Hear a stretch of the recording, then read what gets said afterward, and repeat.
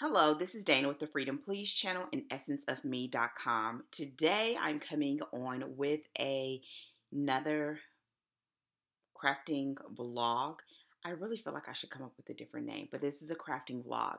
It would behoove you or I think it would be very interesting if you also, while you're watching it, pay attention to the timestamps. That's one of the things on these projects that I try my best to do. This is a project, for the most part, from beginning to the end. I did not include the finished quilting of this quilt because I know I'm not going to get to it for a minute, and I will just do it in a finished projects type of roundup because I think I'm going to finish it at a quilt retreat. But it is enough footage. It's actually a lot of footage that I started back in July, and right now it's almost February.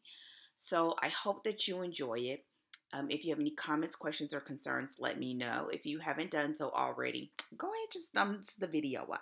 Okay, because of the link, you can go grab a project, grab your knitting, crochet. You can be quilting and, put on your headphones and just listen and watch. For the most part, whenever it was possible, I do talk through the clips so you'll know when to look up. I personally just love videos like that so that I can work and just listen and look up when it's appropriate. But this is a project that's not for someone in particular. It's for myself. It is my very first memory quilt, and it's also my very first T-shirt quilt. I had to stop and think about that. But it is, both are my first. And so, yeah, I loved making it. There's quite a few things that I would change when I do it again. But all in all, like, it's perfect. So sit back, relax until after the introduction. I will see you on the other side. If you're sticking with me, well then, this is the good time to pause and grab your stuff, grab your beverage, grab your projects. If you're not sticking around, I hopefully will see you again soon. Let's go ahead and get to the good stuff, and I'm out of here.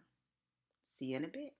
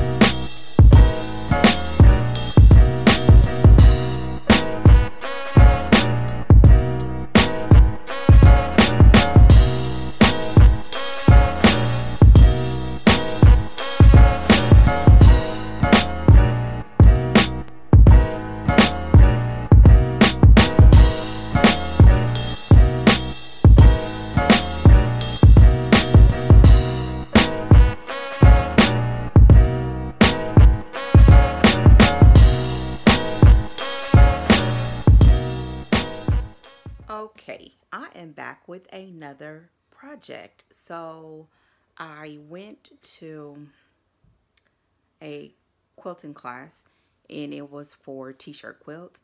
I have one that I've already started prepping, loosely prepping shirts for to do this project, and I've been gathering them for probably about, I would say maybe a year, maybe a little bit more, just kind of as, because we would still wear them, and then just as they got old, just kind of loosely cutting them.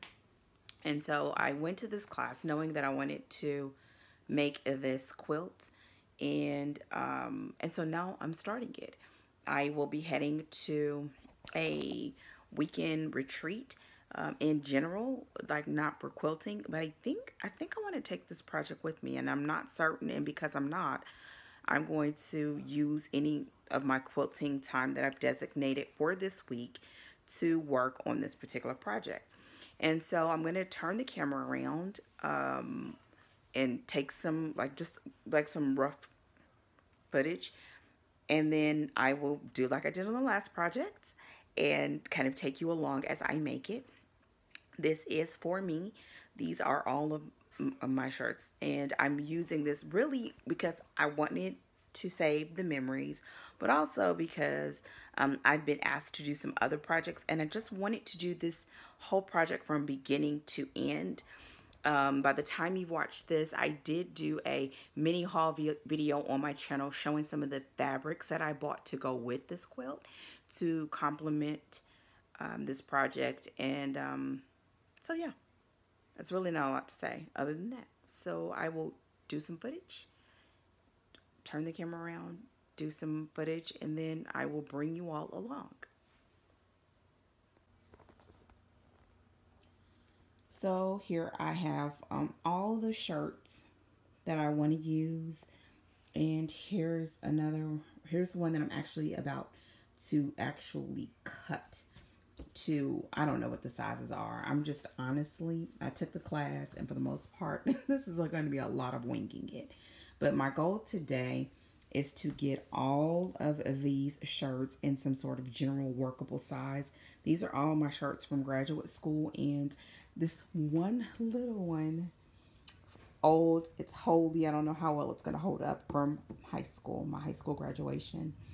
And the rest of them are, this one's from law school.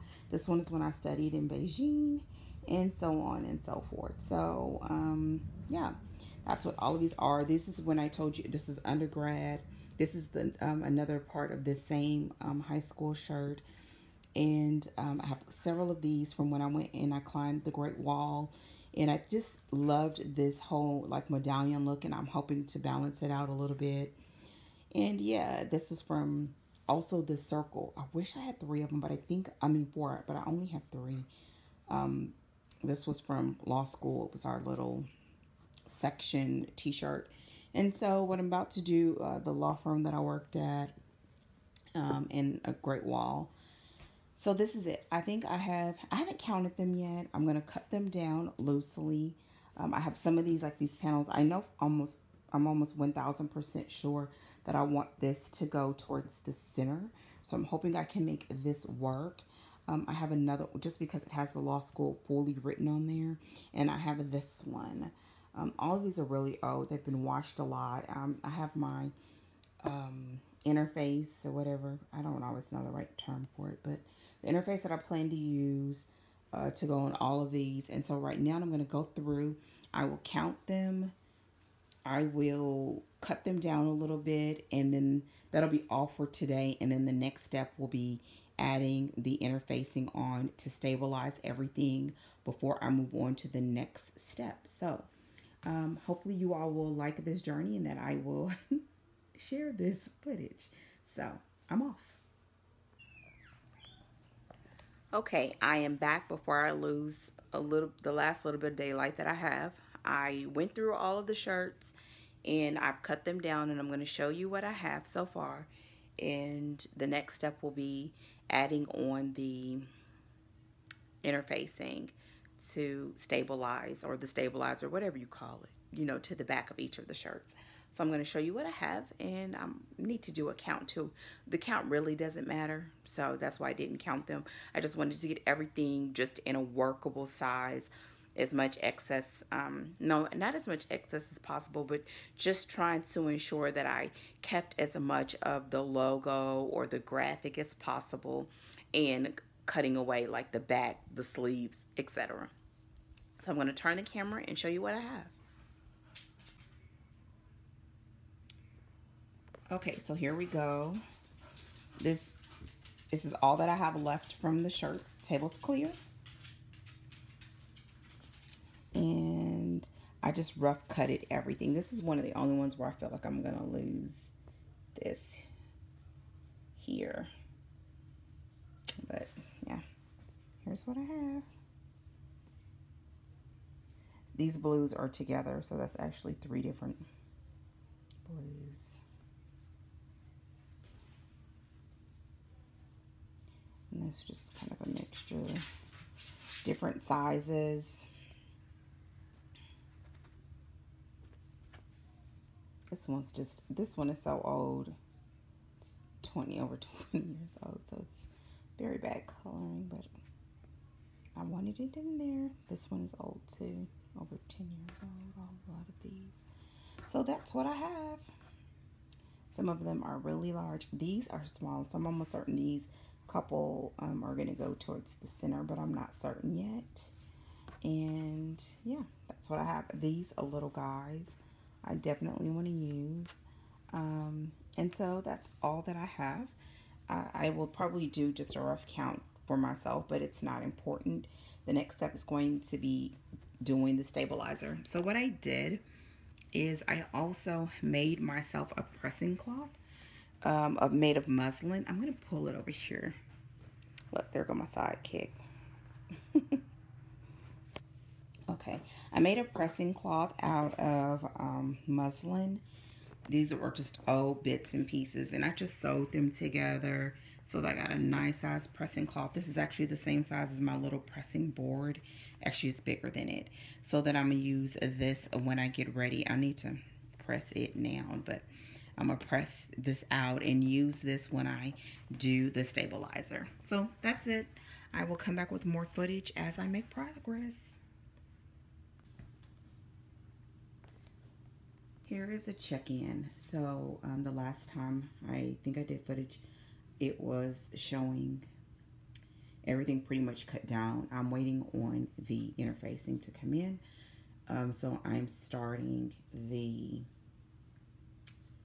to fill in the space with the blocks, the t-shirt blocks. So in my haul, I showed some fat quarters that I purchased from Joann, and I want to show you what I've done. I'm actually going to press these. Just, you know, you take them off the little cardboard because they were individual fat quarters. So I'm going to show you that today and just kind of document my thoughts.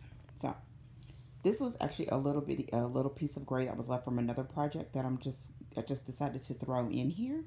But here are the fat quarters. I am going again with a gray, white, and kind of color scheme. This is it's kind of reading black and white, but it's really like a light gray with a black, which I really like. Here we go. These were all in a haul that I did this week, but I never know when this haul is going to go up. And so here they all are. And it's one more under here. I can see it. It's hard when you're trying to hold with the camera. There we go. Here it is. And so what I did is I counted 8 of these, not including the little guy that I pulled from another project. And the reason why I pulled it from another project is because after going through my fabrics to start prepping pieces for scrap projects, I kind of color coded loosely items that I think will go in a project together. And I had just a little bit of this gray left over from when I did a borders class, and it came in a fat quarter set that I don't even know why I bought it, quite honestly, but I bought it and this was in there, so I thought I would go with this as a backup. I wanted to pair it with whites. Here is a white. This is a white that I got for free from another, like a little special. Here's another. See these tonals. I always think they're so pretty. Here's the other one. And then, it's 1, 2. And then I have this one that I got from Joann. And then I have 2 each of the blue and 2 each of this burgundy.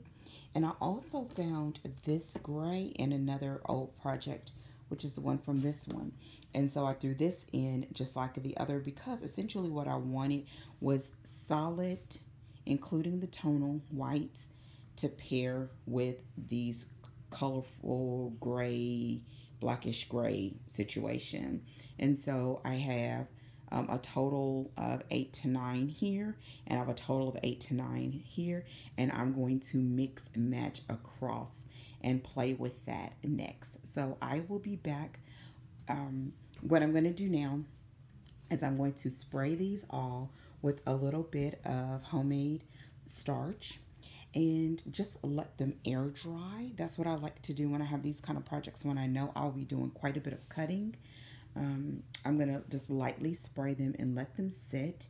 And then later I'm going to press them and begin the process of making some filler squares for this project. So I will come back with more footage. And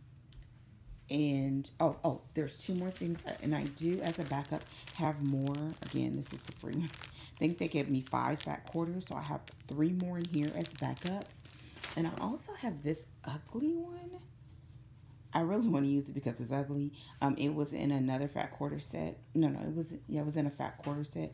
I used it in another project, and it actually blended really well. And I think even though on its own, it's somewhat ugly, it's kind of grimy looking, almost green. But I think it'll pair well with the burgundy and the blue, and that will make it almost look almost passable. I love colors like this, even though this one again looks grimy, where when you put it next to something else, it almost looks like a different fabric. I'm going to put it next to this burgundy. And see, it doesn't look as grimy anymore. So actually, I'm going to take this and put it over here. That will probably be something that I'll do a splattering of into it. And I'm going to get these all prepped for pressing. Okay, so this is what I have. I've cut down all of those fabrics. I actually went into more of the other fat quarters that I got from the free set. I have one left just for some wiggle room and a little bit of that solid gray. But everything else I cut down in various increments. And so I'm going to get to going on building some filler pieces. I'm going to add in this little bit of footage, especially because this is all intended to be vlog style. I'm right now pinning the half square triangles on a roll on the fabric, and I'm going to show you what I'm doing in just a moment. I wanted to also document, to share, but also for myself. I think, well, I'm almost certain I cut too much, like more than I'm going to actually need. So I believe that if I go ahead and do all of the fabrics that I already have cut, I'll be able to do more than one project at once. Okay, just a second. I'm going to tell you, I'm on my phone recording. I just have to get this. I'm almost done. I don't think you need as many pins as I'm doing, but since I did such a long slab, I want to put the pins in, and then I want to do each whole sheet at once. And I have 2 different sizes that I'm doing, and then I'm going, ooh, ouch. I'm trying to get better with pins. I'm not really. Then what I'm going to do, I'm going to end the camera again, is take the extra pieces and use them in a standalone project. And this will also help me prevent me from having a lot of waste. And of course, none of it is a waste per se, but you end up with not enough of this, and you got to add to this and that. So I'm hoping to alleviate at least some. Just one moment.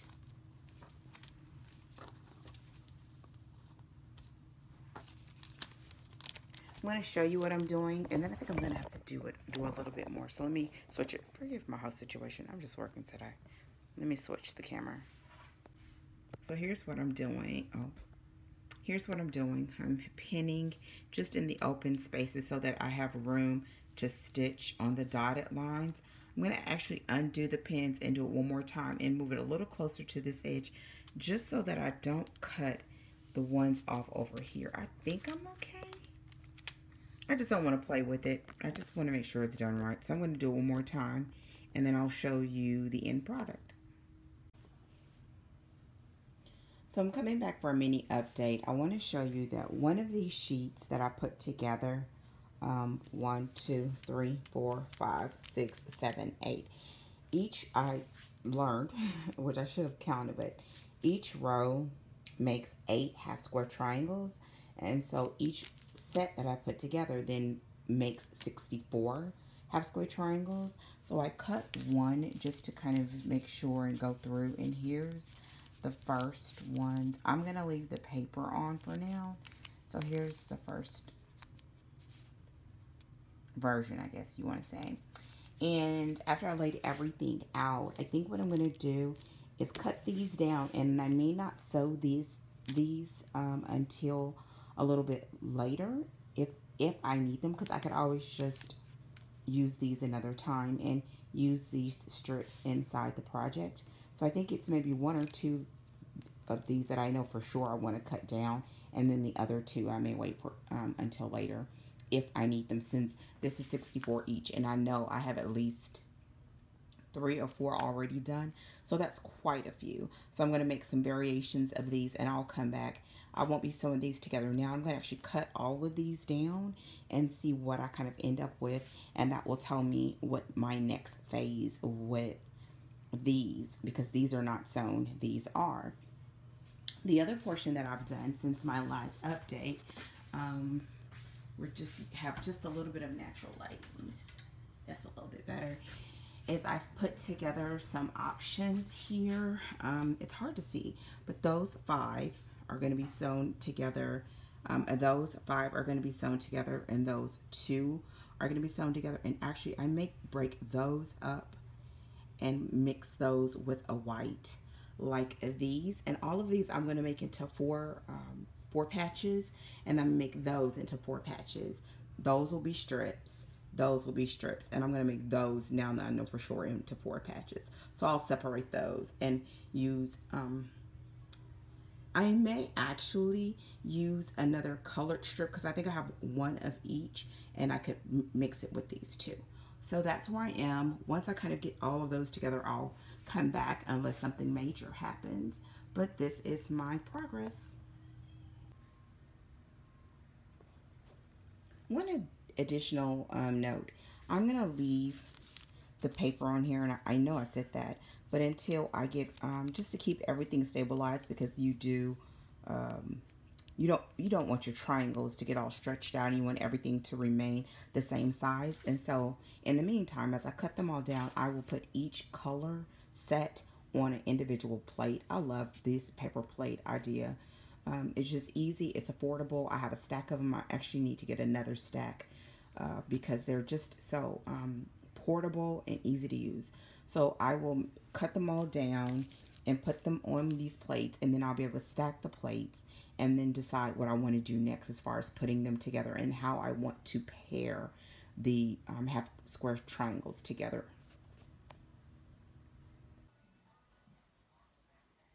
Here is my update. These are my, oh goodness. I forgot what these are called. You'll know probably when you see them. I can't think about what they're called. All 4 patches. This set here, I actually flipped it so there's still 4 patches, but it's just a different pattern. And those are done, and I'll show you my strips. And here are my strips. These are a lot shorter than I think I need, but I just have to go with what I have for now. And the next step is I will be working on all of these half square triangles. Pulling off the paper. These are just, as you can see, reusable Ziploc bags. It just makes life easier to keep sets separate. And so all of these are all, you know, each one is all different color sets. And so, and I guess I can pull one out really fast. Each color, I think I said in the last video, makes 64 half square triangles. So here they are. Here's like one set. So now what I need to do is remove the paper, clip the dog ears, and make them also into like the my own ticker tape type of situation to put to fill in with the t-shirts.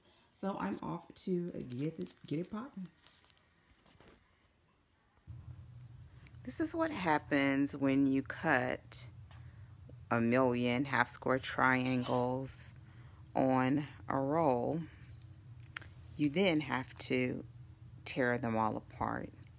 Here are my dog ears because I saved them. I know, it's another project. And I still have 4 more bags of these to go. I'm working on my filler pieces, and I thought I'd come on and do a quick video just to kind of talk through how I'm assembling them to make it go as fast as possible because they're small pieces and there's a lot of them. So I first place all the pieces on my design board, which is right behind my sewing machine. And I will slowly pull them down. As I pull them down, I usually pull them down from the top first because all of these I can actually reach while sitting in my chair. And so I place them on here.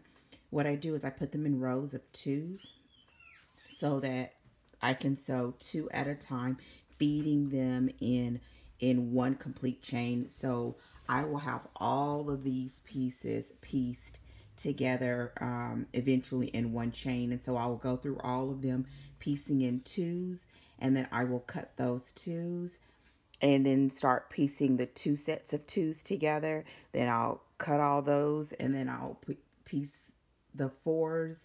And actually what I may do is maybe just do a little clips just in between so you can see.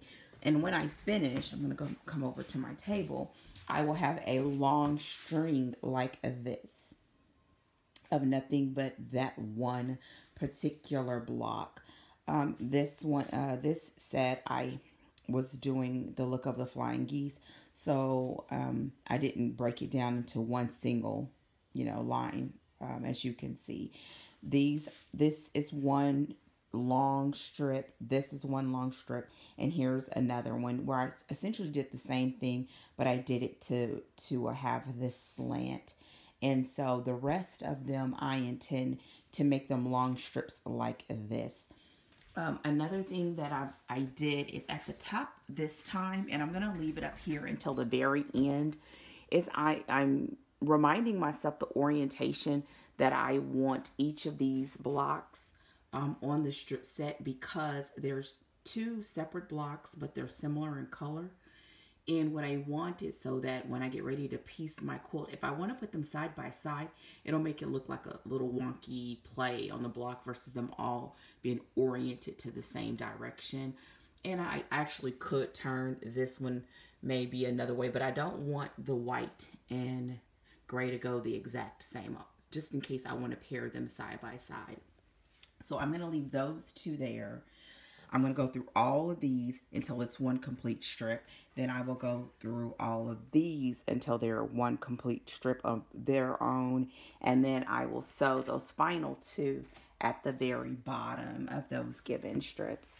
And so, yeah, I sit here, I just sew straight through. I have my seam ripper. I have my tweezers in case I have to rip. I do have pins, but I rarely have to use them for these little pieces. And I just press play on my music, and I allow myself to just get through these blocks as fast as possible. I do not press in between. And I just have to, as you can see, I'll go back one more time, that all of these, none of these have been pressed. And so what I plan to do is press them from the back first so that I can make all of these final seams go in the same direction, and just making it easier when it's time for me to assemble the quilt. So here are all of the extra squares for right now. I still haven't pressed them. This is the same strip. It's just stretched out. This one is actually doubled up. This one's not. This is doubled up, doubled up, doubled up, which means it's one super long strip. I'm going to press them later because now I'm going to move on to backing my t-shirt blocks. So I can't show you this and actually cut, but I wanted to try my best to give you an idea of how I'm handling adding this I believe it's called interface, and forgive me if I'm the fusible to the back side of these t-shirts. And so what I did is I did rough cuts of each of the t-shirts. And what I'm doing is using my board, and you can see it here. See the lines? What I'm doing is once I place it on, I make sure that it's actually not lined up fully flush with the end of the, I'm gonna call it interface. Is that what it's called? This fusible. This is what I'm using. So I make sure that it's not flush with the line, and the reason why is because once I actually add it onto the back, I don't want this to extend beyond the t-shirt, because then it would get on my iron. So I'm making sure it's kind of over the line, just a tad bit. So therefore, you know, at the least, it's like probably what, you know, an eighth of an inch or something like that. And at the most, it may be a bit more, because these are not cut straight and these are not the final size. Then what I do is I come to the other side and I find the best line in my estimation that I need to cover a little bit of what the hang that I have on this end, while at the same time not overcutting too much. So for this one, I don't have it straight because I'm trying to do this with one hand, but I can almost guess I'm going to use this line right here. You see that line right there? So what I would do then is I would come to the top, and I have it hanging on the end just like I have hanging on the side. And what I would do is essentially use this line on the vertical and that line on the horizontal, and then I would actually pull my t-shirt back and use my rotary cutter and cut up and cut across. So what I'm going to do is actually do it real quick and then come back and then show you the next step. So here I go. I roughly used that line, and now this is what I have. I'm going to try to turn it over. One hand here. Yes, I could put up that tripod, but I can't do that anymore. If I get to doing all that, I just don't get work done and record. So, and then what I'm doing, so now you see here why I did it that way. And this is off just a little bit, so I probably would end up trimming it a little bit so it doesn't catch my iron. But I'm certain for the most part that I would actually end up cutting quite a bit of this off. So even if I had a lot of shirt out, not a lot, but you know, I would just push this down a little bit and then kind of get this all together. And what I'm doing is I'm just folding these like this by the shirt. Sorry, I'm super close. And then I have them just over here stacked with the interface on the inside. And what I'm doing with these pieces is I'm just putting them to the side. I cut just again a rough cut at this line and then put it to the side. And I have a couple in here where all I needed was the pieces left from an edge. And so I'm going to still use them. I'm just going to basically do them like a puzzle or patchwork on the inside of another piece. So it's almost that time, because by the time I put this piece and this piece and whatever pieces, I'm sure I can make up another t-shirt. So I'm going to keep going and then come back once I get through as much of this as I can, or as much as this bolt will allow me to do. So I'm going to want it to come on. I have all of the pieces backed and I'm cutting them down now. And I wanted to show a little, if I could, I don't know if I can, I'm going to try, the difference that this interfacing, this pellon makes to the t-shirts. And even though this is a little piece that was up from another one, you know, I want you to, you see how it's kind of like wobbly. And these are very, not stiff. Here's another one. See, it's not stiff, but it kind of just has, it just has more structure. Even though it's not hard, it still feels very soft. So I'm liking it so far. And so now what I'm doing is cutting down the sizes. I'll show you another stack. Here's the ones that I've done so far. The sizes are varying. And so I'm liking it so far. I have a fairly nice size stack to go, but I think I'm about halfway done. Here's the others that I need to do. I guess maybe not half. I still got quite a few to go. Some of them I did have to piece together. You see here the seam. But it did just fine, and it's not hard or firm or anything. This is really still really light. Not even fairly. It's really lightweight, which is a lot different than the interfacing I was going to use initially. So I'm glad that I followed her suggestion. So I'm going to keep going and cut these down. I'm doing them to the size that was given in the class, and each of them are different. So it's going to be interesting to see how this turns out when it's time to lay them out, because these pieces are fairly big. I think I even have one that's 17 inches. So from 17 inches to this one is probably going to be fairly small, because this is just a pocket little emblem or logo. So I'm going to get back to it. I just want to show you that, and I will be back with more footage. Here is the layout that I believe I'm going to go with. It will not look like this in the end because the filler pieces will go around the t-shirts, but I did want to lay it out so that I can then slowly take it back up to my studio and work on it. Okay, so what I'm doing now is actually starting the process of gathering everything by row. Sorry, I've been running up and down the stairs to get supplies. So what I'm going to do is turn the camera and show you. Essentially, once I get to this stage, I'm planning to store them in a container by row, because my design board upstairs is not big enough to lay this whole quilt out. So now what I'll do is just work in rows until I have roughly, I'm estimating 5 rows, until I have 5 rows, and then I will sew those rows together. So I'm going to turn it around and show you where I am.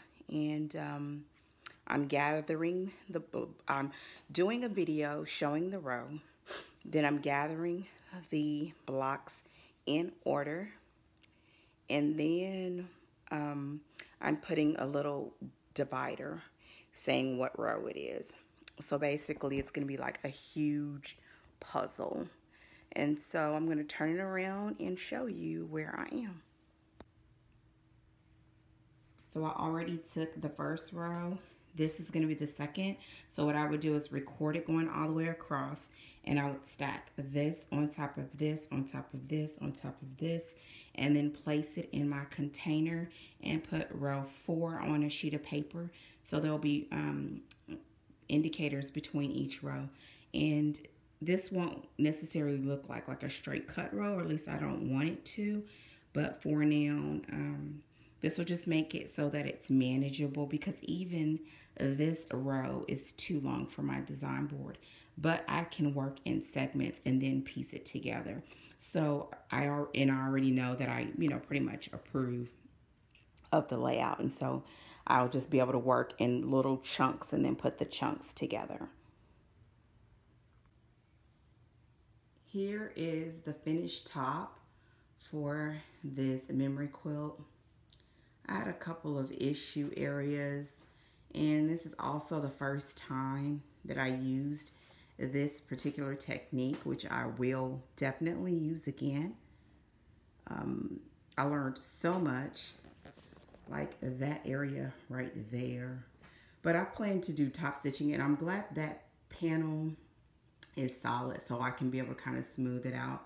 I'm going to put flannel on the back of it, and usually I don't use batting, but I'm actually going to use batting this time. So there you go.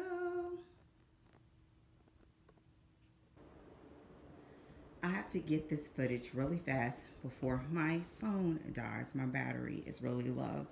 So what you're seeing here is I've taken 2 pieces of the fleece, and I sewed the extra border in the middle between the two to give me enough for the width because it was a little too short.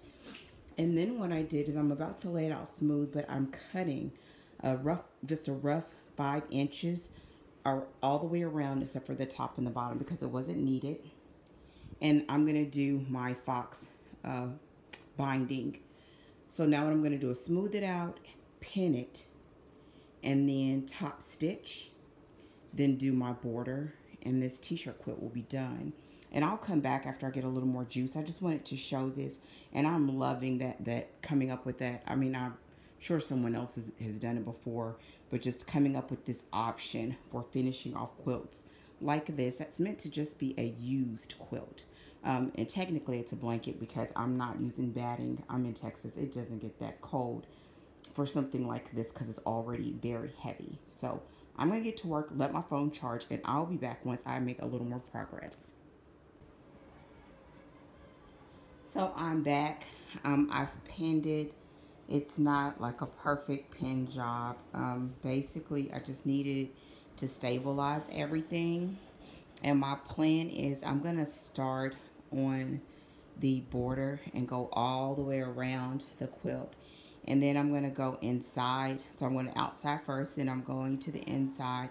And once I do the inside all the way around, then I will tackle the main seams around every block.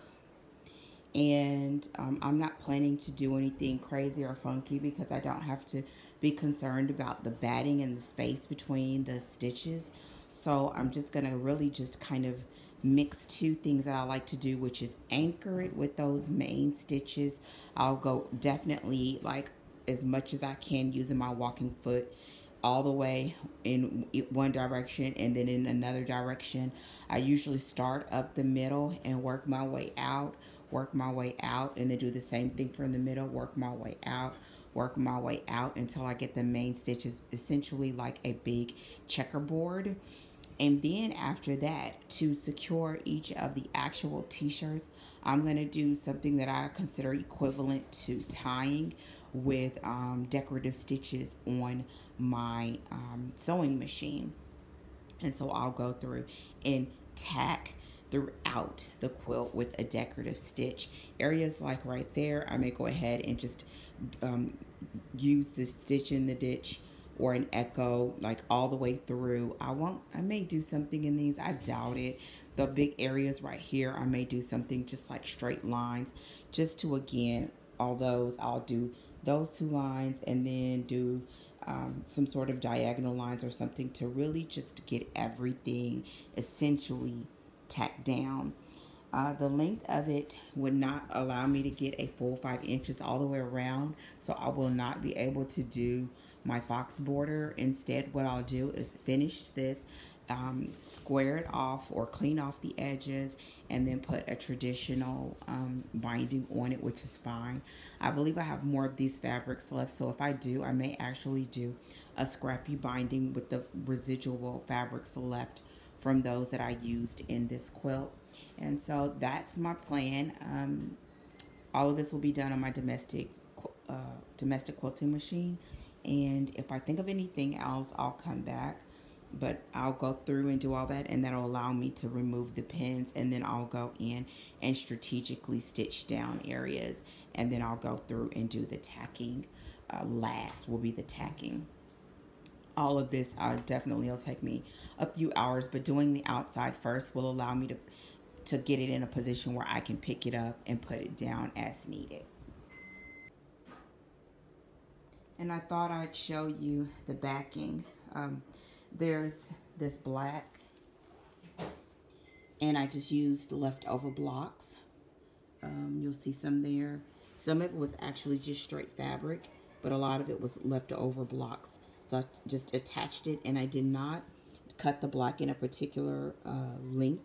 I actually mixed it up so that it would just fall randomly, just like I did with the border. And this was leftover piecing from the border.